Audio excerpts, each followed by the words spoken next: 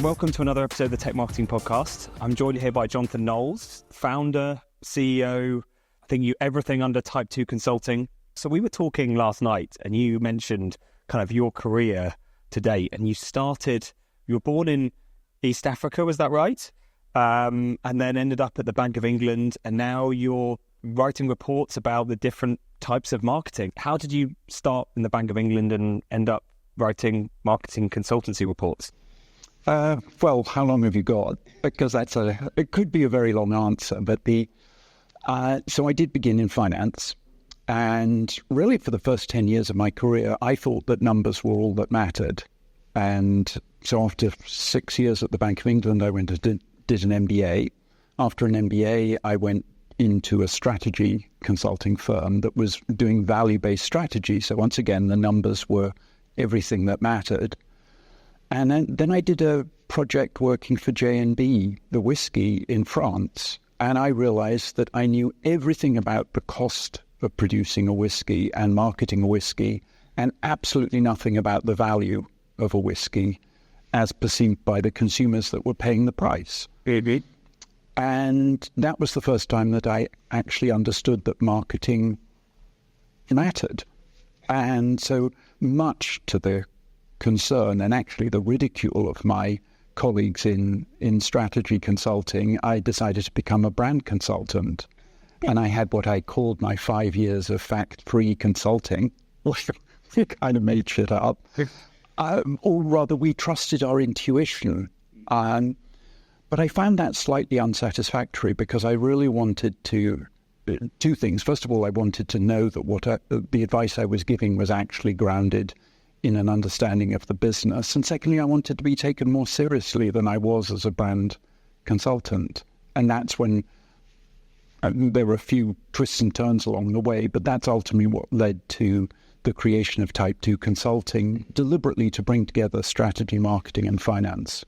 That's fascinating. I've got to ask, though, as a big fan of whiskey, as I'm sure we all are, but what is the value behind whiskey? Like, did you find an answer there? Oh, well, my first job with whiskey was to do a financial model of the angel share, which is, 2% of, when a whiskey is maturing, 2% evaporates, and it's known as the angel share.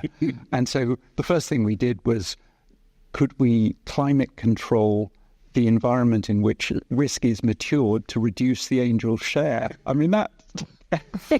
So that's the cost side of the equation, but it was the consumer side of the equation, the customer side of it. Really just brought me to, it's pure Peter Drucker. What a customer buys is never a product; it's always a utility. What the product does for them. So Luan Bossano today did a really good explanation of you've got to get away from product and start talking about customer outcome. In fact, Linteo did. Yeah, it was a good theme of today that we've got to stop talking about what things are to the outcomes they enable. Yeah, and that's something we actually see a lot, especially on the channel space, where you might have multiple different businesses that deliver an outcome, and how we're trying to move away from just looking at, let's say, an installer or a distributor or a hardware vendor, and start looking at the solution that enables the customer. So it's kind of, this is all coming together. Let's talk about this report that you've been creating for the ANA. Let's try and summarize the report in kind of one. How would you summarize it in one analogy, let's say? Well, it's about accountability and how a finance person looks at accountability, because we think accountability just means give me a financial number. And so the report is really designed to do three things: to demonstrate that marketers care about business impact, to demonstrate that they understand how the business makes money. So it's not just caring, it's actually competence. And then the third thing is showing that marketing is actually a set of processes. And so the report really covered two main topics. The first was really about industry structure. So we looked at there seems to be a near infinite variety of business models, but when we broke it down, there were really 5 business models all 150 sectors that we looked at, condensed down to 5 business models. And then we looked at the literature, which again was a huge diversity, but within that it broke down into 2 whys and 6 hows. So you asked for an analogy. I'll give you the golf analogy, which is this idea that you've got a CEO who wants to win in the marketplace. So let's get the ball into the hole. That's the purpose of golf. You've got a CFO who's saying, oh yeah, but I want you to use as few strokes as possible. Yes. And you've got, well, where does the marketer fit in? And the marketer fits in by saying, depending on the stroke we need to play, we are going to choose a pitching wedge or we're going to use a driver. And maybe that's what we should do. We should describe marketing as a set of clubs and use that analogy. The way, actually, I remember speaking to some of our previous podcast guests that were involved in the research. When they first explained what we were trying to achieve here, every conversation I had from then on, I just couldn't get it out of my head. This concept that we, as CFOs, you have a generally agreed account gap principles, right? Principles that, when I take, say, profit, everyone knows what that means. But as CMOs, we tend to talk in completely different languages. Show me 10 different CMOs that want to say 10 different things. So what your research is really trying to do is say, let's condense it down to a set of 6 clubs, six ways of doing business that we can then all agree on, and use as a set of agreed accounting principles, I guess. Is that right? Yeah. I mean, ideally, we would get to, what I would like to get to is the CMO operating manual.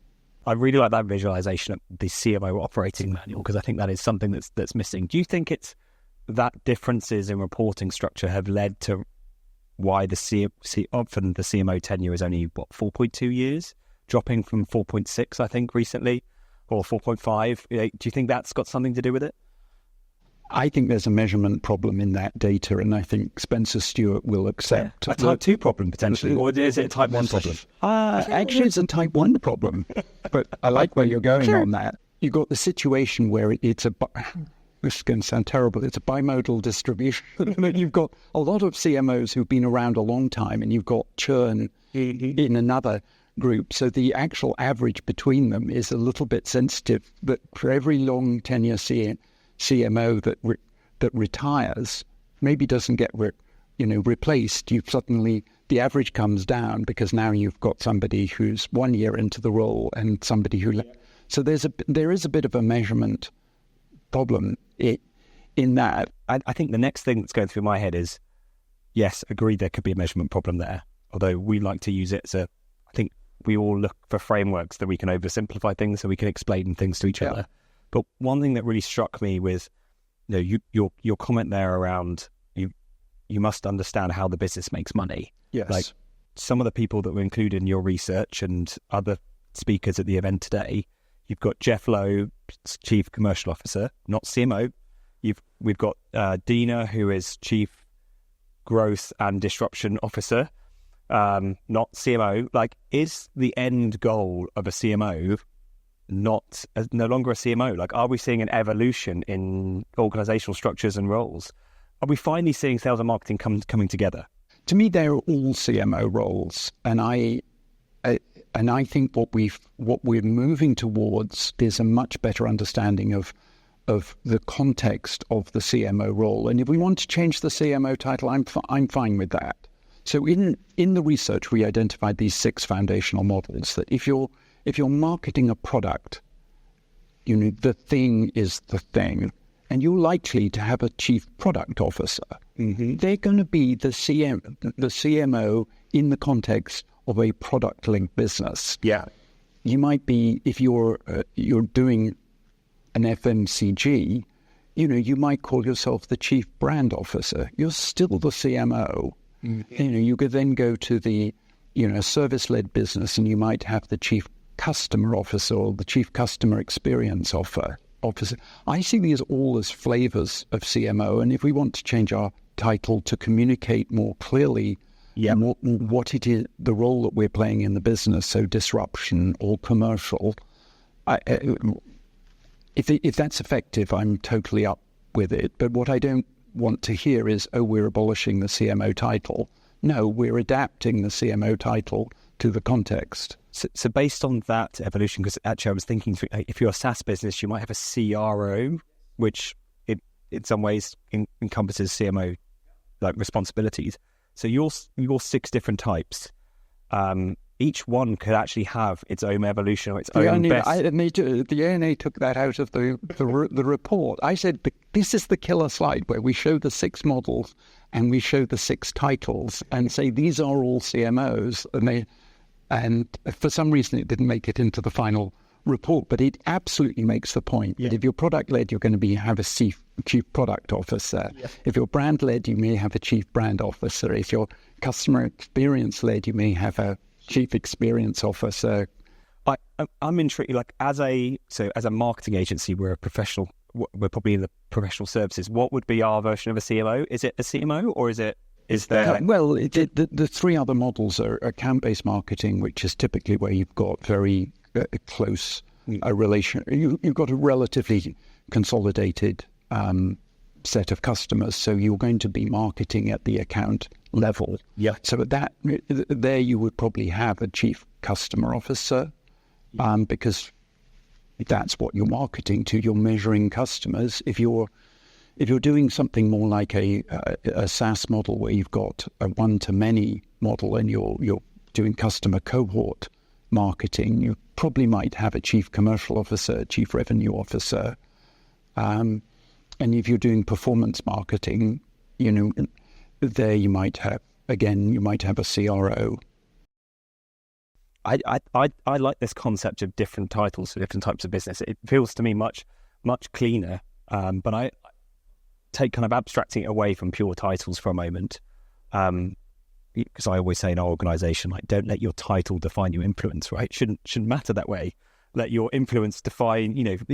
Don't let something restrict you from going and making change. So we shouldn't really be restricted by titles either. I think the biggest thing for me is this recognition of business outcomes, of understanding how the business makes money, and then aligning marketing's goals alongside it. Yeah. So if you were to give, going back to the CMO title, if you were to give a CMO one piece of advice, like what would you tell them they need to do today? I would say that they need to make that connection to business outcomes absolutely crystal clear, and the sequence goes, net present value is a function of growth, profit, and risk. There are 2 marketing growth levers: more customers and higher customer lifetime value. When you go to profitability, there's pricing power and there's cost efficiencies around alignment and media efficiencies and so on. And when you go to risk, there's the alpha and the beta component of risk. There's earning stability, and there's that unexpected surprises when you use creativity to produce outcomes that people were not expecting and not forecasting. And if I would love it, the CMOs to adopt a scorecard when they report to their management committees or to their boards, they're talking under each of those 6 headings and saying, this is what we're doing. I'm glad you raised those different levers, because I think there's 2 things that stand out for me there. Although we could dive into each one and I could probably spend 2 hours going through it. But you referenced it. Bob referenced it this morning. Of those 6, I think the creativity is the one that could drive the biggest impact on growth. Am I understanding that correctly? I think creativity is part of all of them, to be honest. And but people default to thinking that of creativity as having to be, swing for the fences, disruptive type of creativity. There's a creativity of constantly refreshing your brand in a way that almost nobody notices, except they notice when it seems to be dated. So, I'm a huge fan of what Cadbury's have done. And I know this is a B2C example, but the glass and a half in everyone. Just the way that, first of all, that they make that connection between something that is intrinsically true about their product, and they've taken it from product attribute to consumer meaning, and the idea that they're going to own generosity. And then they have these executions, and they keep going, and it constantly refreshes the meaning of the brand. I don't know if you probably have read it. One of our creative directors referred me to How to Sell a Gorilla, which I think was written by ex-Ogilvy, that came up with the campaign behind Cadbury's. And that's one of those example creative campaigns that on every metric you would have said no. But on every metric after they've made it, it's completely blown it out of the water. Like, how do you bottle, literally talking about a glass and a half, like how do you bottle something like Cadbury's marketing and then apply that to B2B? Well, I think Xerox today was an interesting study, because I wonder whether they've been radical enough. Because Cadbury was, if we pick the Cadbury analogy, and I don't really know enough about it to go, but let me give you my uninformed take. Cadbury, much loved, Quaker history, part of English heritage, but it's kind of become like wallpaper. People loved it to be around, but it wasn't giving people a reason to buy. So you needed to jolt people to think differently about Cadbury. So you have the drumming gorilla, and people go, literally, what the hell? It's a gorilla. And there's something so surreal about the whole thing that it goes, well, I never thought of Cadbury that way. And then they go into what I think is the campaign with legs. It's going to be like priceless for MasterCard. They will just be able to keep, because the idea will never go. The idea of generosity will never get too old. So I worry that whether Xerox have been radical enough, because we all think we know who Xerox are, and Xerox did need to change people's perception of before they moved into the we make work, which once you're associating Xerox with all of the office efficiency, not just office copier and automation and all of that back end infrastructure to running a business. But I don't think, my sense is that Xerox isn't quite there yet. Yeah, we as B2B marketers, we often say we need to be bolder and braver. And I think maybe they do need to push that more. But if your problem is that people think they know you and what they know is not who you are now.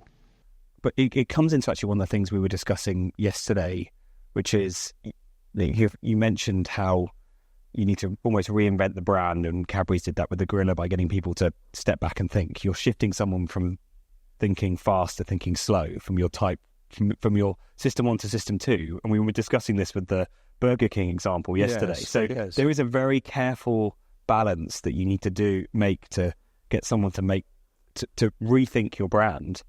I think the goal is never to fall into that level of irrelevance, and that's the tragedy of brands when they become wallpaper, and people are happy to have them around, but they're no longer seen as particularly relevant, and that's the problem of underinvestment. That's like a piece of machinery that you haven't maintained it, and now you're wondering why it's rusty, and it doesn't look good, and it doesn't work. And you're going, well, if brands are assets, that means that we need to be investing continuously. And I use this argument of what's the depreciation period on a brand. So if your brand's worth $100 million and you think that its lifespan is 10 years, you should be spending at least 10 million just to maintain it. This isn't